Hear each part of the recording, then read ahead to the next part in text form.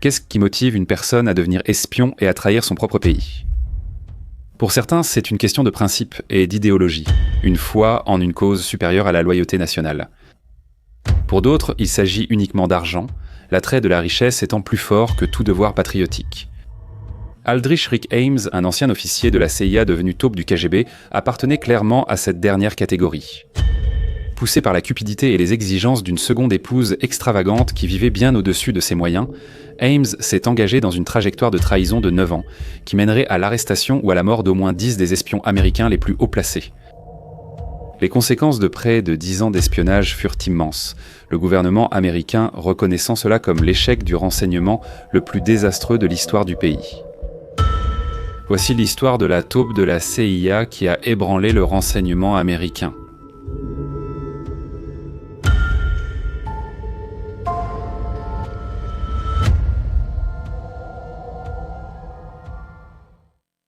Né à River Falls, Wisconsin, le 26 mai 1941, Aldrich Ames était le premier enfant de Carlton Cecil et Rachel Ames. Son père était professeur d'université, sa mère enseignante d'anglais au lycée. Aldrich, l'aîné de 3 enfants et le seul fils, était destiné à une vie bien éloignée de la tranquille vie académique. En 1952, le père d'Aldrich a rejoint la direction des opérations de la CIA, déracinant la famille pour s'installer en Virginie. Un an après, la famille part 3 ans en Asie du Sud-Est. Cependant, la carrière de Carlton a été entachée par une lutte sévère contre l'alcoolisme, ce qui a conduit à une évaluation de performance accablante et à une carrière stagnante. Aldrich a débuté avec la CIA dès sa 2e année de lycée en 1957, acceptant un emploi d'été comme analyste des dossiers. Son ambition, cependant, résidait dans l'étude des cultures étrangères et de l'histoire, un rêve qu'il a commencé à poursuivre en 1959 à l'Université de Chicago. Une passion pour le théâtre a détourné Aldrich de ses études, causant de mauvaises notes et une 2e année inachevée. À l'été 1960, Aldrich est revenu à la CIA comme ouvrier et peintre. Il a ensuite travaillé comme assistant directeur technique au théâtre à Chicago. Mais en février 1962, l'attrait de la CIA l'a ramené à Washington. Il a repris ses fonctions administratives, marquant le début de son emploi à temps plein au sein de l'agence, une voie qui allait finalement le mener vers l'infamie. 5 ans après le début de son mandat à la CIA, Ames a obtenu une licence en histoire de l'université George Washington. Il n'avait pas initialement envisagé une carrière à vie au sein de l'agence, mais sa progression régulière dans les rangs et ses évaluations de performances remarquables l'ont conduit au programme de formation de carrière. En 1969, la vie personnelle et professionnelle d'Ames se sont entremêlées lorsqu'il a épousé sa première femme, Nancy Segerbart, une collègue de la CIA qu'il avait rencontrée lors du programme de formation. Peu après son mariage, il a été affecté à Ankara avec sa femme pour recruter des officiers du renseignement soviétique pour la CIA. Il a réussi à infiltrer la Fédération de la jeunesse révolutionnaire de Turquie, une organisation marxiste-léniniste. Bien que cela ne soit pas un mince exploit, ses performances lors de sa mission ont été jugées généralement simplement satisfaisantes. Son évaluateur a noté que Ames était introverti et dépourvu de compétences interpersonnelles, qu'il avait développé une attitude indifférente envers son travail et qu'il devrait être réaffecté à des tâches analytiques. Cette évaluation a laissé Ames envisager de quitter la CIA et a très probablement influencé sa décision ultérieure de trahir son pays. L'histoire d'Aldrich Ames est un véritable thriller d'espionnage, plein de rebondissements dangereux. Si vous êtes fasciné par ce genre d'histoire, vous allez adorer Curiosity Stream, le sponsor de cette vidéo. Curiosity Stream offre l'une des plus vastes collections de documentaires et séries primées, exclusifs et originaux. Supposons que vous soyez intéressé par tout ce qui concerne l'espionnage et la guerre froide. Dans ce cas, vous allez adorer KGB, l'épée et le bouclier, une série captivante en 3 parties sur l'histoire secrète et violente des services de renseignement russes. Mais pourquoi vous limiter uniquement aux histoires d'espionnage ? Avec Curiosity Stream, explorez la nature avec David Attenborough ou l'univers avec Stephen Hawking dans un tourbillon de découvertes. Regardez les nouveautés hebdomadaires de Curiosity Stream, partout et à tout moment sur votre téléviseur, ordinateur ou mobile. Avec des abonnements à partir de moins de 5 $ par mois, vous pouvez dès aujourd'hui plonger dans des milliers d'heures de documentaires et de séries de grande qualité.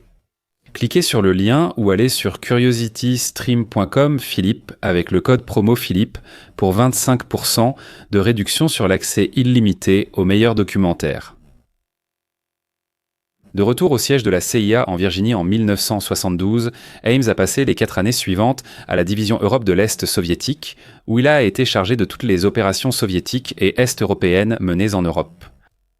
Ses évaluations de performance étaient généralement positives, car il excellait dans la gestion de la paperasse et la planification des opérations sur le terrain.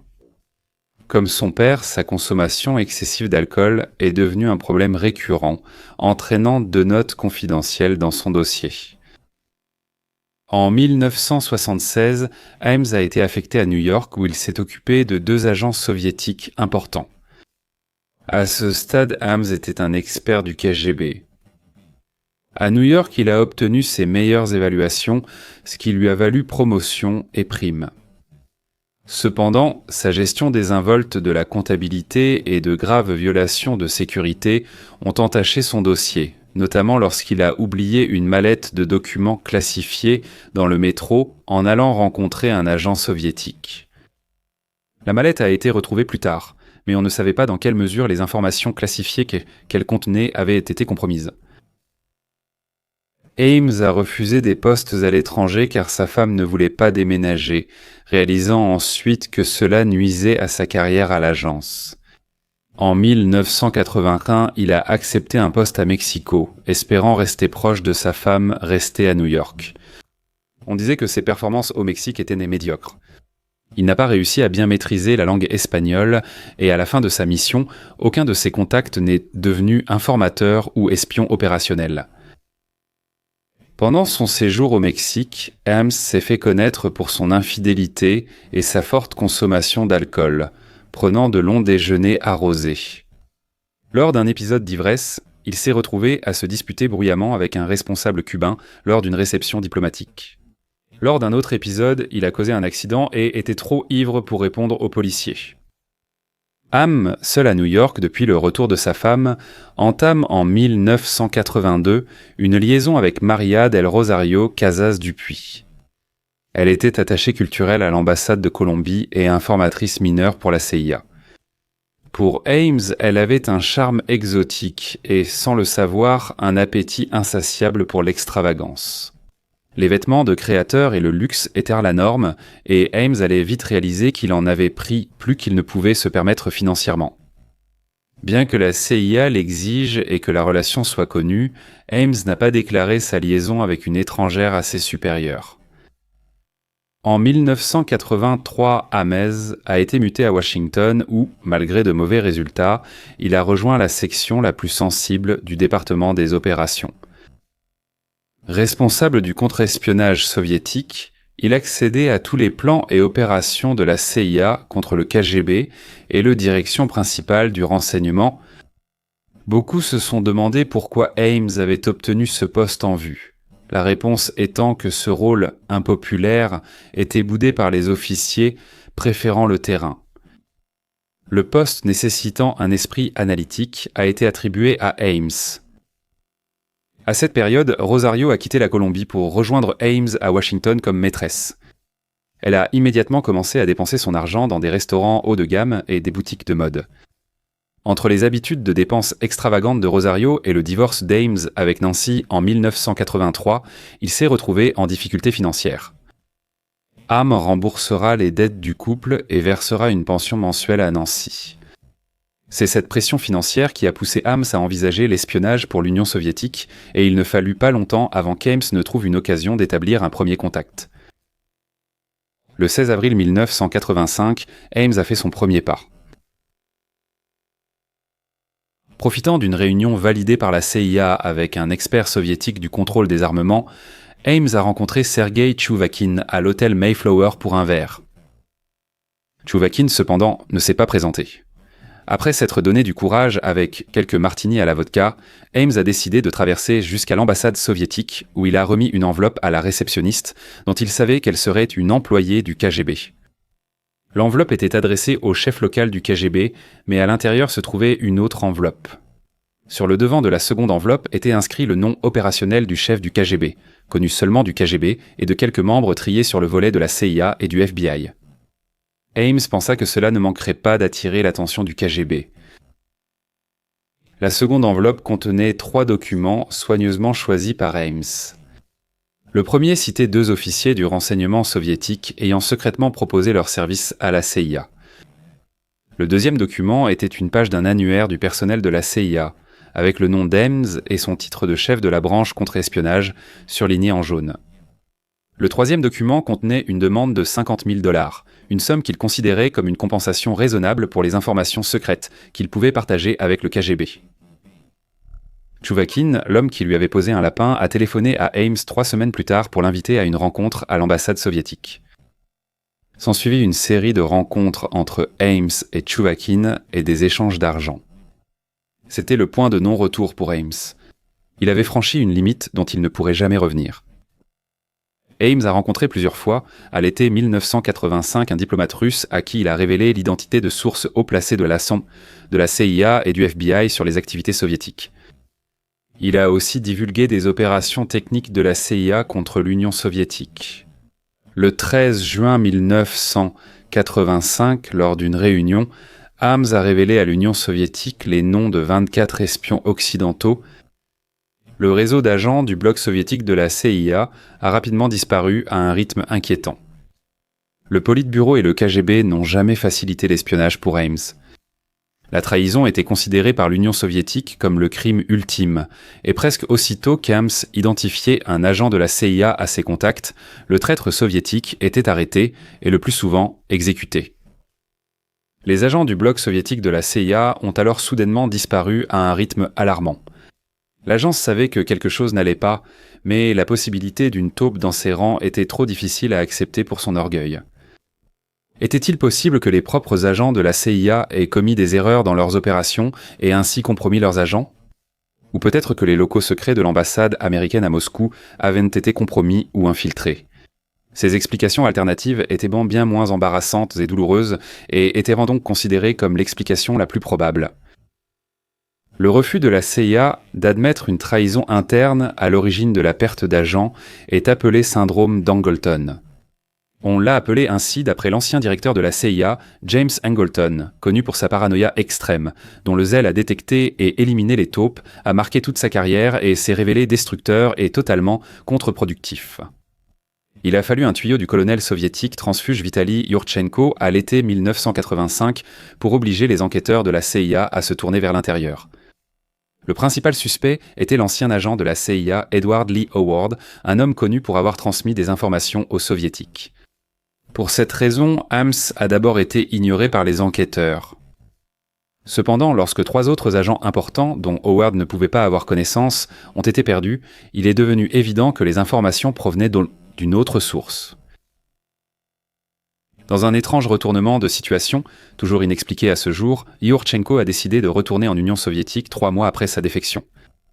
Au lieu de recevoir une balle dans la nuque, il a été accueilli à bras ouverts par le KGB. La CIA est restée perplexe, se demandant si l'information était authentique. Ainsi, alors que les signaux d'alarme retentissaient et qu'une chasse à la taupe était lancée, Ames a réussi à passer inaperçu aux yeux de la CIA et du FBI. Il a fait un voyage à Bogota vers la fin de 1985. Il y a rencontré Vladimir Metoulaïev, officier du KGB, qui devint son agent traitant principal durant sa carrière d'espion. En août 1985, peu après son divorce, Ames a épousé Rosario. Il était déjà évident pour tout le monde qu'Ames vivait largement au-dessus de ses moyens. Pour expliquer sa nouvelle richesse, il a inventé une histoire sur la famille colombienne fortunée de sa femme. En 1986, l'agence savait qu'autant que 30 agents de la CIA et du FBI avaient été compromis. À mesure que chaque source de renseignement disparaissait, Aldrich Ames devenait de plus en plus inquiet à l'idée d'être soupçonné par son agence. Il a fait part de ses inquiétudes au KGB, qui a alors renforcé ses manœuvres de diversion. Le KGB a habilement détourné l'attention des enquêteurs américains en suggérant que la taupe était basée dans une installation secrète de communication de la CIA en Virginie. Cela a mené à une enquête d'1 an sur 90 employés sans inclure Ames. Cependant, ce n'était qu'un des moyens utilisés par le KGB pour tromper la CIA, de nombreux autres faux tuyaux ayant aussi été transmis par leur réseau. Ces diversions ont continué pendant des années, permettant à Ames d'opérer librement pendant que la CIA et le FBI faisaient des trains du surplace. Malgré de mauvaises évaluations et des preuves d'alcoolisme, Ames a été affecté à Rome en 1986. Avant de partir, Ames a affronté l'une de ses plus grandes peurs, un test au polygraphe. Les employés de la CIA devaient en passer un test au détecteur de mensonges tous les 5 ans. Cependant, en raison d'un énorme retard accumulé, cela faisait 10 ans qu'Ames n'en avait pas passé un. Il a été terrifié lorsqu'il a appris que le test aurait lieu quelques semaines plus tard. Il a immédiatement écrit à ses contacts du KGB pour leur demander conseil. Ils ont juste dit à Ames de se détendre, de bien dormir et de passer le test. Le 2 mai 1986, Ames a passé son test au détecteur de mensonges. Son test a montré des réponses trompeuses, surtout quand on l'a interrogé sur un contact avec des services bancaires de renseignement étrangers. L'examinateur du détecteur de mensonges, malgré son incompétence et son amabilité, a validé Ames en jugeant ses réponses franches. Ames a sûrement soupiré de soulagement et fait ses valises pour Rome. À son arrivée en Italie, Ames a été nommé chef de la section des cibles ennemies, avec un mandat couvrant non seulement les cibles soviétiques, mais aussi celles d'Europe de l'Est, de Chine et de Corée du Nord. À Rome, Ames a poursuivi ses rencontres avec des agents du KGB, dont beaucoup ont eu lieu dans le complexe résidentiel soviétique. Il a remis d'importantes quantités de documents classifiés de la CIA en échange d'argent et de vodka. Il a reçu des instructions pour des contacts secrets à son retour aux États-Unis après sa mission en Italie, où il devait discuter d'argent avec ses agents de liaison. Ames avait reçu la promesse de 2 millions de dollars pour ses services, sans paiement supplémentaire après ce montant. Ames a réussi à obtenir un supplément de 10 000 dollars par mois. Mais tout cet argent liquide est devenu un problème pour Ames. Il a dû ouvrir un compte bancaire suisse pour blanchir de l'argent. Chaque rencontre avec ses agents de liaison du KGB rapportait à Ames entre 20 et 50 000 dollars. Ames aurait reçu environ 2,5 millions de dollars de l'Union soviétique et de la Russie durant sa carrière d'espion. À la fin de l'année 1986, la CIA a véritablement fait face à la réalité pour la première fois en reconnaissant la possibilité très réelle de la présence d'une taupe dans ses rangs. La force spéciale a été créée pour traquer la taupe qui informait les soviétiques. L'équipe de Paul Redmond, avec Jean Vertefoy, Sandra Grimes, Diana Warson et Dan Payne, a enquêté sur toutes les opérations compromises pour en identifier les points communs. 1986 fut également l'année où la CIA et le FBI commencèrent à coopérer et à partager des informations. Ames est rentré aux États-Unis en 1989 et est devenu chef de la branche européenne du groupe des opérations extérieures de la division soviétique et est-européenne à Washington, District de Columbia. Ce poste lui donnait accès à des informations classifiées très recherchées par ses contacts du KGB. Ames n'a occupé ce poste que quelques mois avant d'être rapidement réaffecté. Où qu'il se trouve au sein de l'agence, Ames s'occupait en organisant des caches de renseignements secrets pour ses contacts du KGB, en échange desquels il continuait de recevoir des sommes d'argent. En novembre 1989, un collègue attentif a signalé qu'Ames semblait mener un train de vie bien au-delà des moyens d'un agent de la CIA, et que ses affirmations concernant la richesse de la famille de sa femme étaient en douteuses. Diana Wharton de l'équipe Chasse à la taupe connaissait Rosario avant son mariage avec Ames. Lors d'une discussion sur la décoration, l'indifférence de Rosario face au prix a éveillé les soupçons de Wharton. Elle savait que les parents de Rosario n'étaient pas riches, mais un contact de la CIA à Bogota a signalé une amélioration soudaine de leur situation financière. Malgré les alertes, la CIA a réagi lentement. En 1990, la CIA soupçonnait une taupe sans pouvoir l'identifier. Le recrutement de nouveaux agents soviétiques a presque cessé, car l'agence ne garantissait plus la sécurité de ses sources. Ames a encore été muté, cette fois au Centre national du cinéma et de l'image animée, Centre de lutte contre les stupéfiants. À ce stade, les soupçons concernant la possibilité qu'Ames soit une taupe grandissaient, et il a donc été maintenu au Centre national du cinéma et de l'image animée pour le reste de sa carrière à la CIA. L'accès d'Ames aux informations top secrètes qui auraient pu intéresser les soviétiques était plus limité dans ce rôle et on pensait donc qu'il pourrait causer moins de dégâts s'il s'avérait plus tard être un espion. Alors que l'attention se portait sur Ames, l'équipe d'enquête a commencé à interroger plusieurs de ses collègues et amis. Leur découverte était choquante.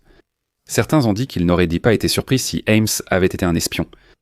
On disait qu'il désobéissait souvent à ses supérieurs, laissait son coffre-fort ouvert, recevait de nombreux appels de diplomates soviétiques et montrait sa richesse inexpliquée.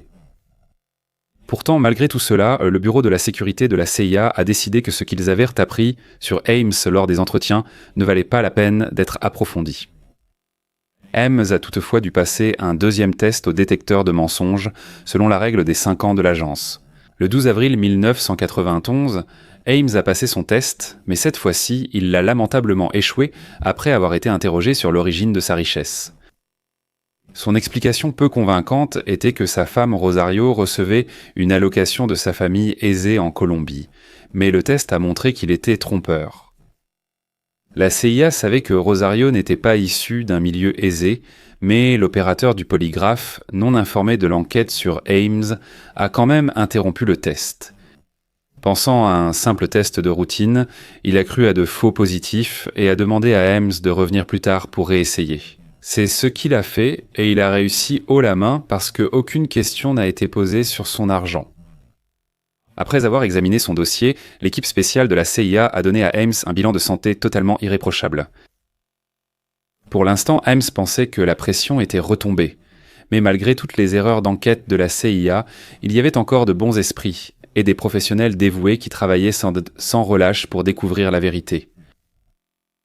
La CIA a finalement ciblé Ames, lorsque ses collègues et l'équipe spéciale ont commencé à remarquer une nette amélioration de son apparence personnelle et de son style de vie. Ses dents jaunies étaient maintenant couronnées et il portait des costumes sur mesure inaccessibles à ses supérieurs. Malgré son salaire annuel de 60 000 $, Ames menait une vie de luxe. Il avait une maison de 500 000 $ à Arlington, Virginie, dans une banlieue chic, payée comptant. Il roulait en Jaguar et avait dépensé des milliers de dollars pour rénover sa maison. Ses factures téléphoniques mensuelles dépassaient 6 000 $, surtout à cause des appels de sa femme en Colombie, et ses cartes de crédit haut de gamme exigeaient des paiements minimums supérieurs à son salaire. Après des années à suivre de fausses pistes, l'équipe spéciale de la CIA a finalement ciblé Ames. Au printemps 1993, la CIA et le FBI ont enquêté sur Ames. Des agents spéciaux du FBI et des spécialistes de l'enquête ont mené une surveillance physique et électronique intensive, ont fouillé ses ordures et ont installé un dispositif de localisation dans sa voiture. Pendant 10 mois, Ames a été soumis à une surveillance incessante. Des perquisitions chez lui ont révélé des preuves liant Ames aux renseignements extérieurs russes. Le 13 octobre 1993, Ames a marqué à la craie une boîte aux lettres, signalant aux Russes Tedjinant son intention de les rencontrer à Bogota, Colombie. Ames a pu aller à Bogota en 1993, mais il a été constamment surveillé. Au moment où il est revenu aux États-Unis, plus tard cette année-là, l'équipe d'enquête avait suffisamment d'éléments pour justifier qu'un plan d'arrestation soit approuvé par les autorités. Lorsque Ames devait assister à une conférence à Moscou au début de 1994, le FBI a décidé qu'il ne pouvait plus attendre, de peur qu'il ne fasse défection. Le 21 février 1994, le filet s'est enfin refermé sur Aldrich Ames, âgé de 52 ans. Il a été arrêté devant son domicile à Arlington. Au moment de son arrestation, Ames a protesté « Vous faites une grosse erreur, vous devez vous tromper de personne ». Quelques minutes après Ames, Rosario a aussi été arrêté dans la résidence. Le lendemain, le ministère de la Justice a officiellement inculpé Ames et Rosario d'espionnage au profit de l'Union soviétique et de la Russie. Le 28 avril, Ames a plaidé coupable et a été condamné à perpétuité. Suite à un accord négocié par Ames, son épouse a écopé de 5 ans de prison pour fraude fiscale et complot d'espionnage. Après l'arrestation de Rosario, le FBI a trouvé un trésor d'objets de luxe chez les Army, dont 60 sacs à main, plus de 500 paires de chaussures et 165 boîtes de collants neuves. Au tribunal, Ames a admis avoir compromis presque tous les agents soviétiques de la CIA et d'autres services qu'il connaissait. Il a admis avoir fourni à l'Union des républiques socialistes soviétiques et à la Russie une grande quantité d'informations classifiées. On estime que les actions d'Ames ont compromis une centaine d'opérations de renseignement américaines et entraîné l'exécution d'au moins 10 sources. La trahison d'Ames sur les méthodes de la CIA a permis au KGB d'utiliser des agents pour fournir aux États-Unis des renseignements et de la désinformation de 1986 à 1993. Certaines de ces informations ont été incluses dans les rapports de la CIA, dont plusieurs sont parvenus à 3 présidents. Ames a dit ne pas craindre le FBI ou la CIA, mais redouter les transfuges soviétiques, précisant que presque tous les Américains emprisonnés pour espionnage l'ont été à cause de dénonciations soviétiques. Washington s'interroge. Pourquoi cela a-t-il pris si longtemps ? Autant de temps pour arrêter le plus haut gradé de la CIA jamais accusé d'avoir vendu des secrets aux Russes ? Vous vous demandez sûrement comment cela a-t-il été permis et a-t-il pu durer si longtemps ? Malgré tous les signaux d'alerte, Ames a pu agir librement pendant 9 ans, détruisant presque à lui seul toute l'opération soviétique et russe du renseignement américain. La CIA a naturellement fait l'objet de vives critiques pour ne pas s'être intéressée à Ames plus tôt, étant donné l'amélioration évidente de son niveau de vie. Il y a eu un tollé au Congrès américain lorsque le directeur de la CIA, James Woolsey, a décidé qu'aucun membre de l'agence ne serait renvoyé ou rétrogradé à la suite de la gestion de l'enquête sur la taupe qui a duré des années. Le gouvernement américain a ensuite enquêté en profondeur sur la gestion de l'affaire d'espionnage. Les commissions du renseignement du Sénat et de la Chambre ont publié des rapports accablants sur ce qui fut décrit comme l'affaire d'espionnage la plus dévastatrice de l'histoire du pays. Il a fallu des années pour restaurer la réputation de la CIA et certains estiment que la blessure persiste encore aujourd'hui. La longue liste de sources qu'Ames a compromises raconte une histoire déchirante. Parmi les hommes compromis figuraient le colonel Oleg Gordievsky et Adolf Tolkachev. Gordievsky était le chef du poste du KGB à Londres qui est devenu un espion pour le Military Intelligence, CIS, en raison de ses convictions idéologiques. Gordievsky a été démasqué comme agent double par Ames en 1985. Gordievsky a eu énormément de chance car lui et ses agents de liaison du Military Intelligence, CIS, ont réussi à organiser une évasion élaborée. Adolf Tolkachev n'a pas eu cette opportunité. Ingénieur électricien et concepteur chez Phasetron, Adolf Tolkachev a transmis à la CIA entre 1979 et 1985 de nombreux secrets sur les radars, missiles et l'avionique soviétique. Il a été arrêté en 1985 après avoir été compromis par Ames et Edward Lee Howard et il a été exécuté en Union soviétique pour sa trahison en 1986. Ames purge actuellement sa peine dans le système pénitentiaire fédéral. Rosario a purgé 5 ans de prison puis est retourné vivre en Colombie. La réponse à la question de savoir si Rosario savait qu'Ames espionnait pour les soviétiques, et si oui, depuis combien de temps, reste floue. Le consensus général est qu'elle n'a réellement découvert les activités d'Ames qu'à l'été 1992, après avoir trouvé des notes opérationnelles dans son portefeuille. Des écoutes téléphoniques entre Ames et Rosario en 1993 ont montré qu'elle savait que son mari avait rencontré des agents du KGB, même sans connaître toute l'étendue de sa trahison. Pourtant, même si elle ne connaissait pas toute la vérité, ni la véritable source de la richesse de son mari dès le départ, elle n'a eu aucune difficulté à la dépenser et à être complice dans la déclaration de fausses déclarations fiscales avec son mari. Le récit d'Aldrich Ames, héros ou traître, dépend surtout du point de vue, de l'histoire de chacun et peut-être du côté du rideau de fer où l'on vivait.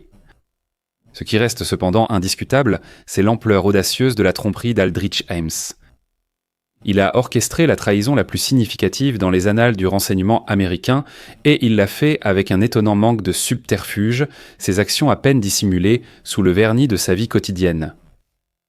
Aldrich Ames n'était pas motivé par des convictions idéologiques, comme certains espions peuvent l'être. Sa trahison motivée par l'avidité recherchait le gain financier au mépris de toute morale. Il connaissait les risques qu'il prenait, les vises qu'il mettait en danger, et pourtant il a continué sans être freiné par le coût humain potentiel. Au final, le prix de la trahison d'Ames fut élevé. 10 hommes sont morts prématurément, sacrifiant leur vie pour une maison plus grande, une Jaguar d'occasion et des sacs de créateurs. Mais certains pensent qu'aussitôt que tous les agents compromis ne peuvent pas être attribués à Ames, ni aux autres taupes identifiés avant ou après l'arrestation d'Ames. Lors de l'interrogatoire, la chronologie donnée par Ames ne correspondait pas toujours aux faits. Cela a amené certains à penser qu'il y avait ou qu'il y a encore une autre taupe inconnue au sein de la CIA. Peut-être qu'encore aujourd'hui, une autre taupe se cache au sein du renseignement américain, trahissant des secrets et semant le chaos. Seul le temps dira si quelqu'un comme Aldrich Ames reviendra.